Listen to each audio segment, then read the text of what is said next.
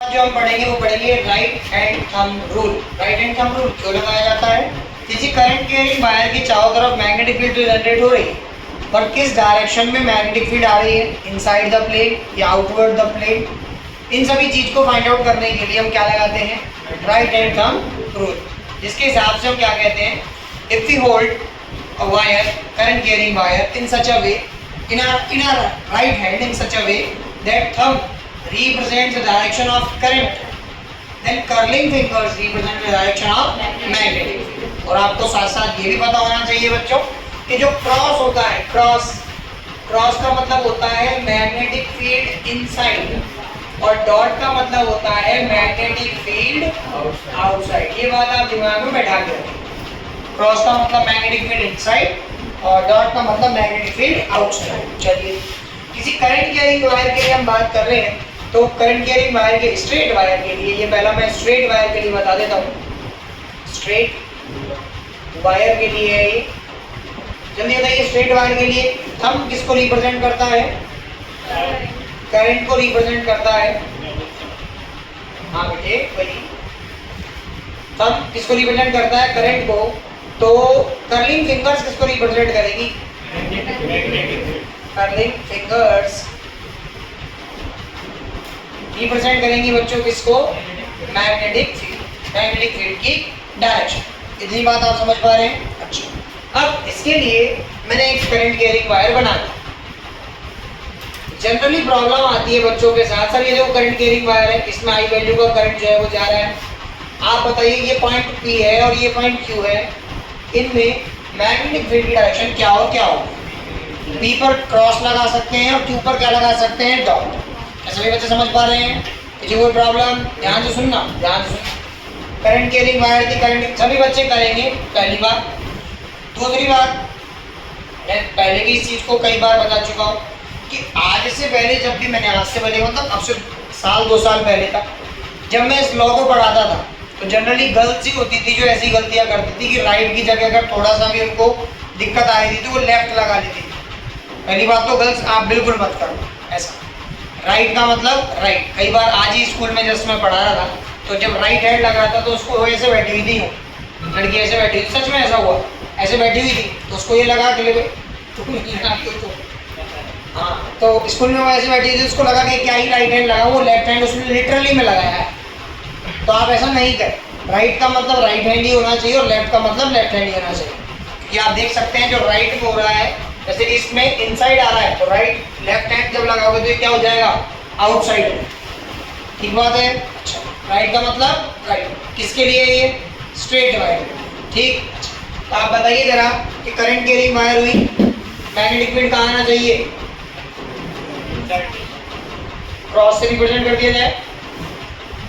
क्यों पर magnetic field कहाँ आना चाहिए? तो किससे रिप्रेजेंट कर दिया जाए? आगे देखिए, मान लेते हैं करंट कैरिंग वायर है, यहाँ आप बताइए ये P है, ये Q है, बताइए किससे किसको रिप्रेजेंट किया जाए? P पर क्या लगाएंगे? P पर क्या लगाएंगे? X यानी कि क्रॉस, और Q पर क्या लगाएंगे? डॉट। समझ पाए क्या? हाँ भाई गुंजन, नहीं ना? चलिए, अब हम इसको समझ रहे हैं हमारे देसी जुगाड़ से, इसको बोलते हैं चाटा नहीं, जनरेटेड बाय मी।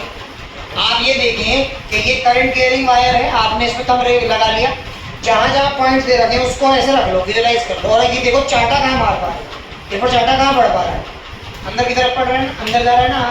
अच्छा, और अगर ये पॉइंट ऊपर होता तो ये देखो इस पर चाटा कहाँ पड़ रहा होता? बाहर की तरफ पड़ रहा होता।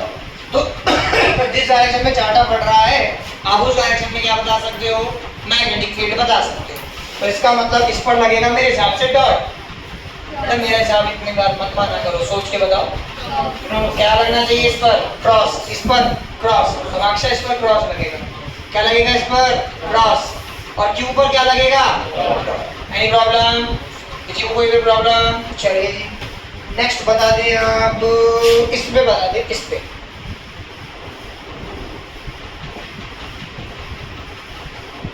P और Q।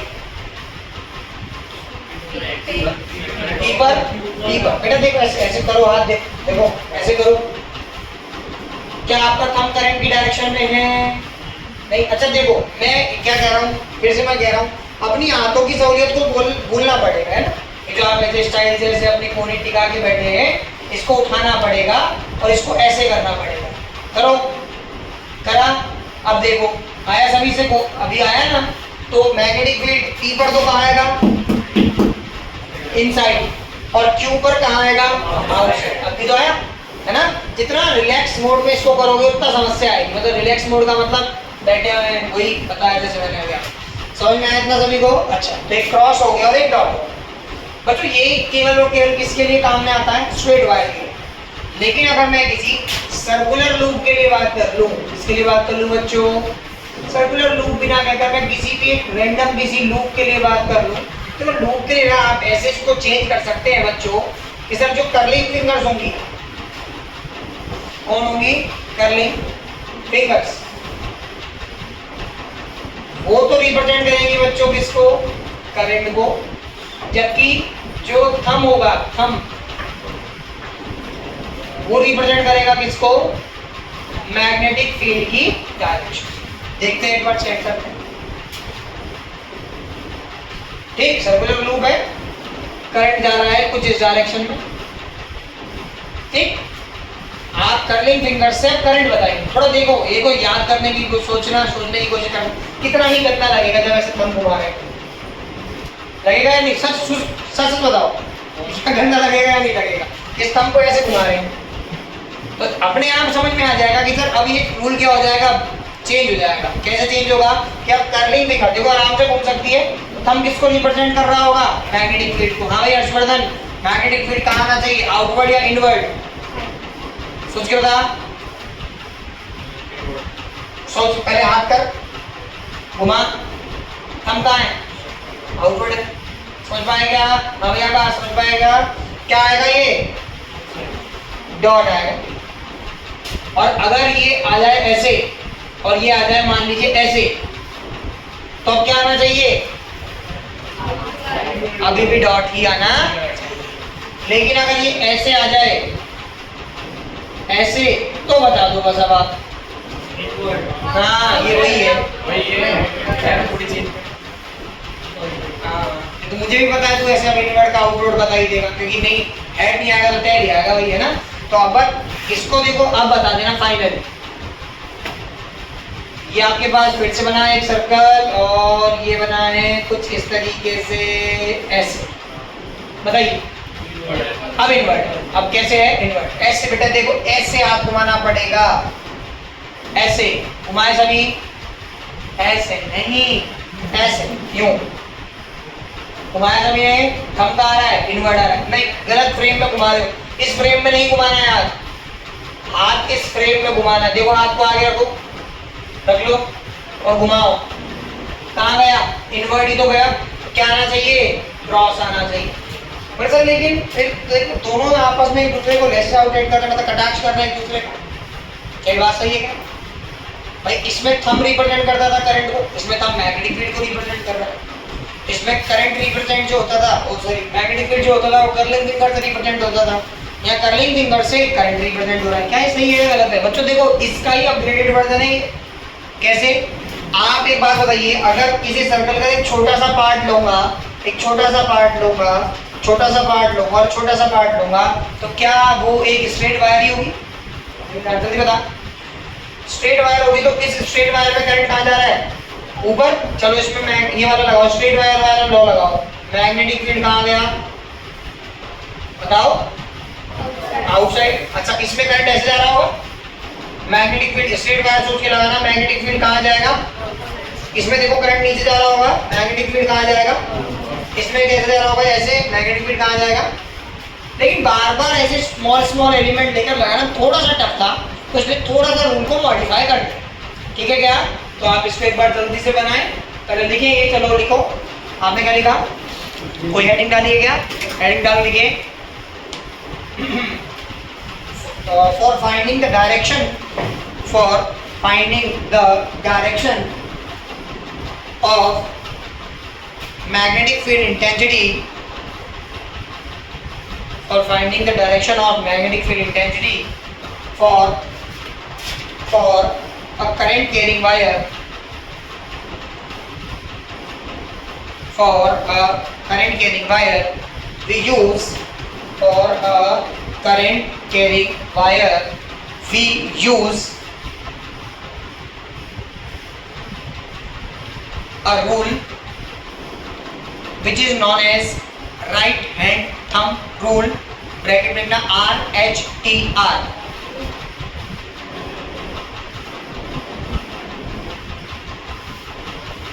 RHTR, ठीक है, नीचे लिखना RHTR। इसको वेरीफाई करेंगे क्या होता है RHTR, बताइए जल्दी से। अरे वाह, यही तो शॉर्ट फॉर्म को फुल फॉर्म में तो बताया जाता है इस क्लास में। तो ये वो होता क्या है RHTR, ये मत कहना राइट हैंड थंब रूल। मैं जानना चाहता हूँ कि इसका मतलब क्या है, इसका मतलब क्या है, बताओ जल्दी बताओ। इसका मतलब ये है, अगर हम हमारे राइट हैंड में किसी स्ट्रेट वायर को पकड़ते हैं, इस प्रकार से पकड़ते हैं कि थंब रिप्रेजेंट करता है करंट की डायरेक्शन को, तो जो कर्लिंग फिंगर्स है उनकी डायरेक्शन क्या इसको रिप्रेजेंट करती है, मैग्नेटिक फील्ड की डायरेक्शन। आप एज इट इज पहले स्ट्रेट वायर के लिए बना देंगे, फिर same to same circular loop के लिए बना देंगे, फिर हम आगे चलेंगे, ठीक है, नोट इट डाउन।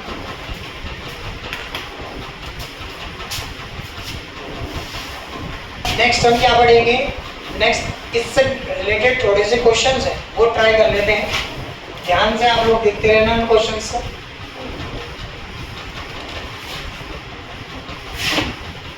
पहले नॉर्मल क्वेश्चन से स्टार्टिंग करते हैं, क्या भी समय है ना, मैंने कुछ और बताया, ध्यान से सुनो। आपको पॉइंट ओ पर मैग्नेटिक फील्ड इंटेंसिटी निकालनी, ठीक है।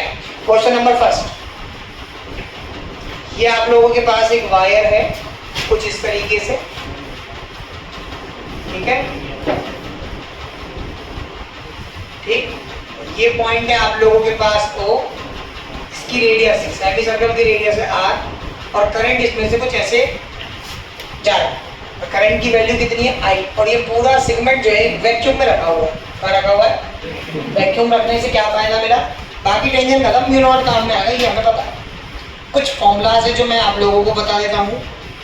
किसी सर्कल के लिए, मतलब पूरे एक लूप के लिए फॉर्मूला होता है mu naught I upon 2r।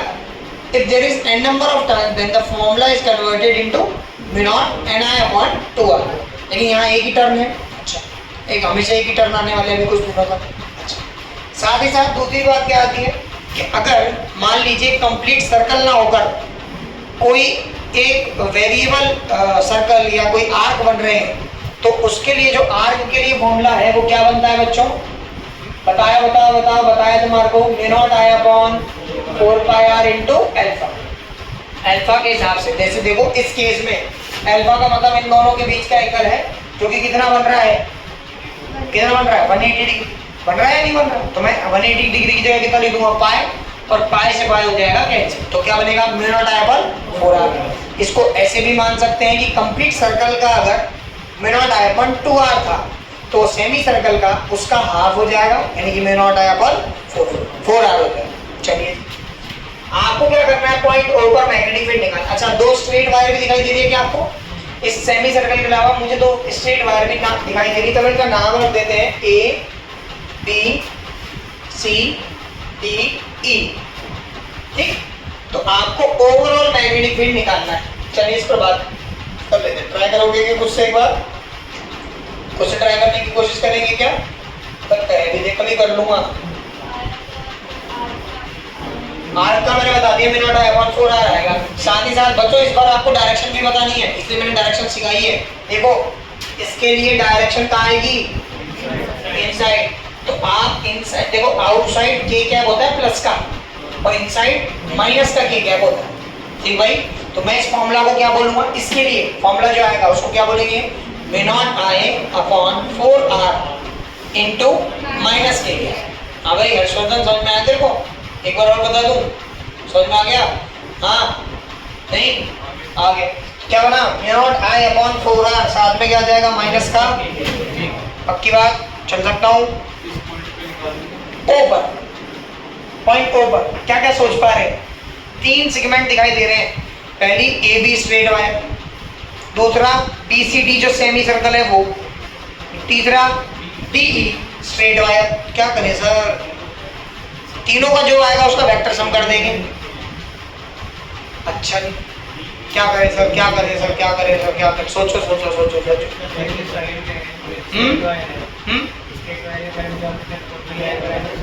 मेरा चलो स्ट्रेट वायर के लिए फॉर्मूला भी इसने बोल दिया, मे naught I upon 4 pi D bracket में sin phi 1 plus sin phi 2। अब ठीक है, दोनों के लिए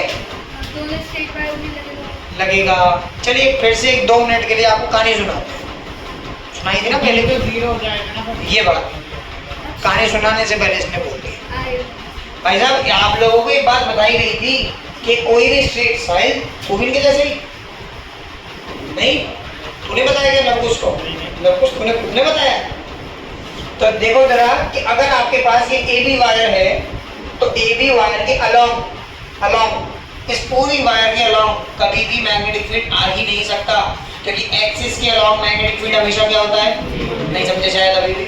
हाँ भाई समझे सभी, कौन नहीं समझे एड्रेस कर सकता है। सोच गया अभी तो बताया था भाई, सही तूने क्यों नहीं बोला? आगे देखेंगे बी डी ई, इसके लिए भी क्या निकलेगा? 0 ही निकलेगा। भाई अब ये मत कहना सर देखो आपने तो पॉइंट आगे बताया था, पीछे तो बताया ही नहीं था। ऐसा नहीं है भाई, इस लाइन के अलोंग कुछ भी हो जाए हमेशा क्या निकलेगा? 0। चलिए एक बार मैं रिप्रेजेंट कर देता हूँ। पहले बोलता हूँ बी ए बी वेक्टर, जल्दी बताओ क्या बनना चाहिए? 0। सही बात है ना? फिर मैं बोल देता हूँ B B C D vector, ये भी क्या बनना चाहिए? क्या बनना चाहिए? बी सी डी एक आर्क है, सेमी सर्कल है, क्या बनना चाहिए? Mu naught I upon 4 R, pi से पाई कट जाएगा और साथ में डायरेक्शन कहाँ थी? अंदर की तरफ थी, माइनस के क्या? ठीक है क्या? Third B D E vector, B D E vector जल्दी बताएंगे, ये भी क्या बनेगा? 0। सही बात है क्या? अब अगर मैं टोटल करने की बात करूंगा, बी टोटल वेक्टर क्या बनना चाहिए? B A B vector plus B B C D vector plus B D E vector क्या बनना चाहिए? 0 प्लस, तो यार इसका क्यों नाटक कर रहे हैं अपन? मेरा मतलब कि ये 0 हो गया, ये भी क्या हो गया? 0। क्या बनना चाहिए? Mu naught I upon 4 R minus A क्या? ये किसकी वैल्यू आई जल्दी बताओ? B total vector. खत्म। इतना सभी को क्लियर हुआ? पक्का? चलिए बिना कॉपी पेन के लिए फिर एक क्वेश्चन और करने के लिए आप तैयार हो जाएंगे, फिर इसका मतलब तो है ना, एक और क्वेश्चन के लिए तैयार है सभी? चलो यही मेंशन कर देता हूँ अभी के लिए तो मैं।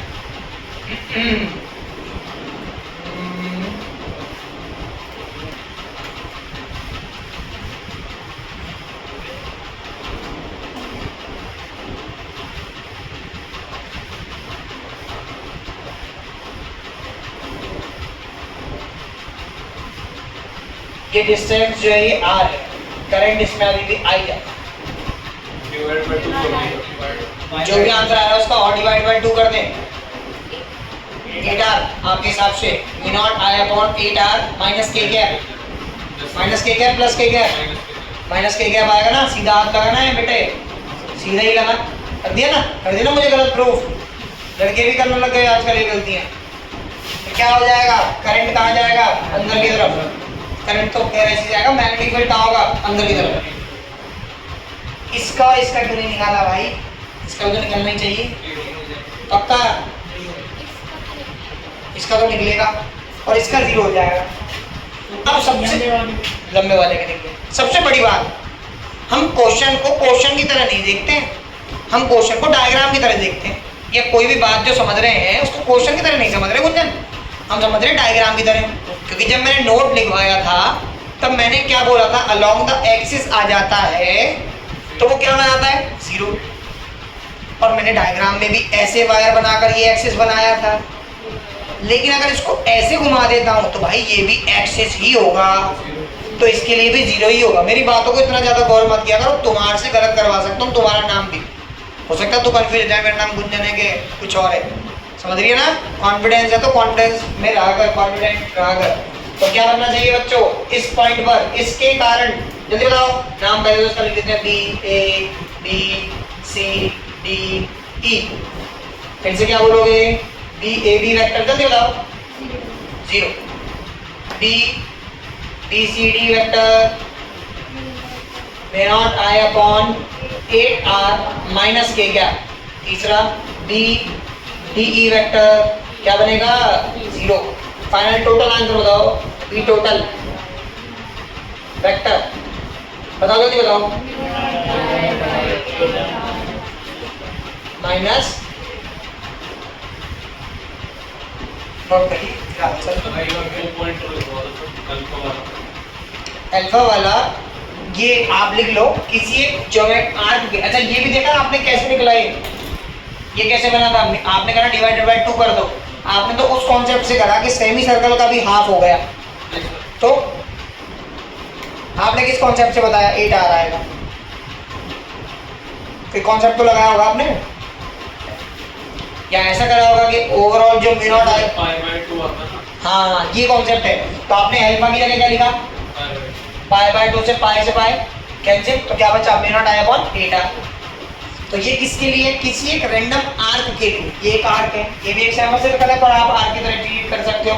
आगे अगर मैं 270 डिग्री एंगल बना दूंगा तो वो भी क्या होगा एक तरीके से 3 पाई बाय 4, तो आप उसको सॉल्व कर सकते हैं, ठीक, नोट करिए जल्दी।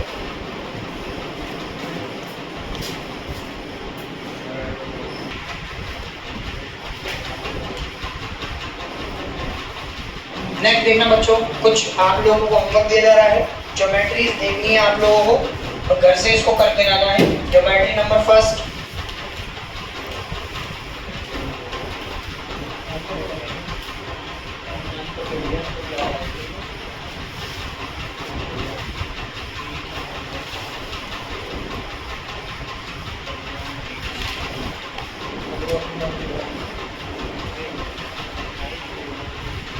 एक और एक सिंपल क्वेश्चन है आप लोगों के लिए ना, आई वैल्यू का एक करंट इसमें जा रहा है, ऐसे ही जाना है, ठीक। एक क्वेश्चन ये भी है,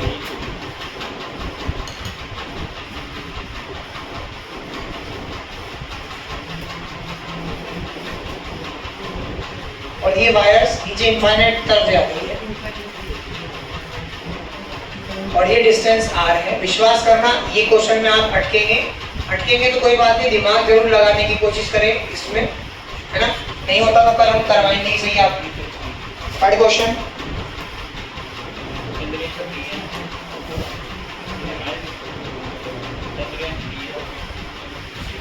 अरे आवाज नहीं भाई, ऐसे ही आएगा बेटा, कुछ स्टाइल नहीं दिखा रहे, बिल्कुल स्टाइल दिखाने के मूड में नहीं है, जैसा पेपर में आता है वैसे ही हम आपको बता रहे हैं, ठीक। तो ये आपके पास आया, ये डिस्टेंस फिर से आ रहा है, और ये अब फर्स्ट क्वेश्चन हो गया, ये सेकंड क्वेश्चन हो गया, ये थर्ड क्वेश्चन हो गया, और ये फोर्थ क्वेश्चन है जिसमें एक में तो एक लूप है ऐसे, ठीक है, और एक लूप 3D इमेजिन करना है ना, 3D भी इमेजिन करना है इसको, ठीक, ऐसे समझ में आ रहा है। देखो मैं फिर से बना देता हूँ एक बार आप लोगों के लिए,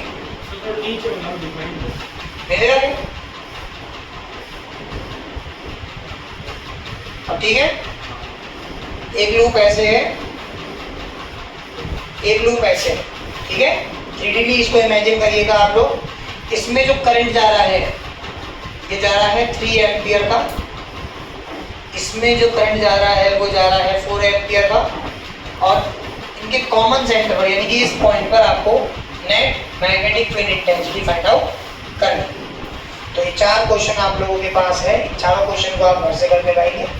आज के लिए इतना ही, इसी के साथ जय हिंद जय भारत।